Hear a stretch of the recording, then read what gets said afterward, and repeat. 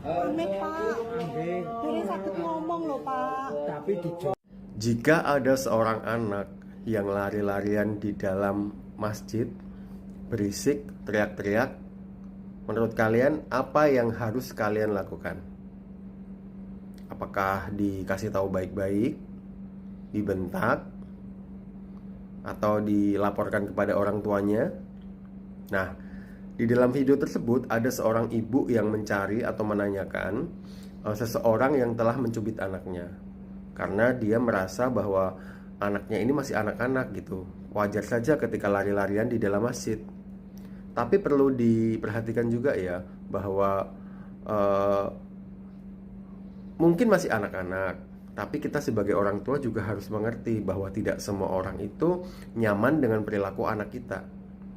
Ada baiknya mungkin ketika ada di ruang publik, ada di kerumunan orang-orang, apalagi di tempat ibadah ya, kita harus bisa lebih mengontrol anak kita.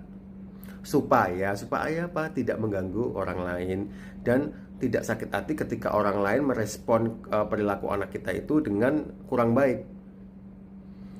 Kalau misalnya kita bilang ya namanya masih anak-anak, masih bocah, masih di bawah umur.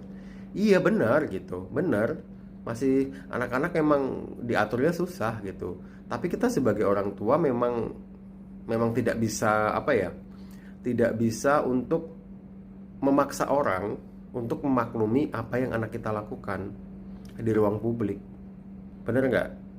Nah, satu lagi, harusnya respon orang dewasa yang melihat anak-anak misalnya lari-larian atau teriak-teriak di dalam masjid, ya mungkin cukup ditegur aja kali ya, dengan halus. Jangan sampai melakukan kekerasan seperti mencubit atau membentak gitu, karena itu akan menimbulkan trauma yang mendalam kepada anak tersebut.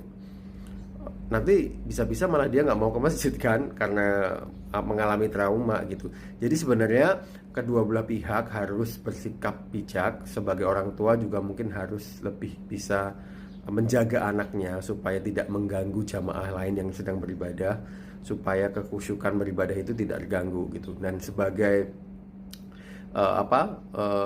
orang lain juga yang melihat seorang anak berperilaku seperti berlari-lari atau berteriak-teriak, itu ya harus lebih bijak juga sebagai orang dewasa.